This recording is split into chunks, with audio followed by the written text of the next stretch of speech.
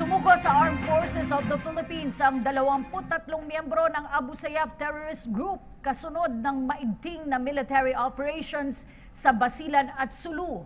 Ayon sa Western Mindanao Command, unang sumuko sa 64th Infantry Battalion na nakabase sa Basilan sina Nur Hassan Lahaman at Muds Ar Angkun kasama ang 13 nilang tauhan.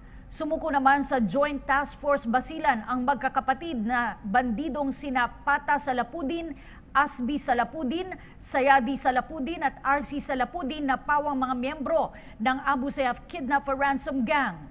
Sunod na sumuko sa Joint Task Force Sulu ang 4 pang Abu Sayyaf na pinamumunuan ni Sub-Leader Udon Hussein. Isinuko ng 23 bandido ang matataas na kalibre ng baril na kinabibilangan ng grenade launchers, Garand rifles, M14 at M16 rifles at mga bala. Nasa 40 na ang kabuang bilang ng Abu Sayyaf members na sumuko sa mga otoridad at ngayon nasa kustodiya ng Western Mindanao Command.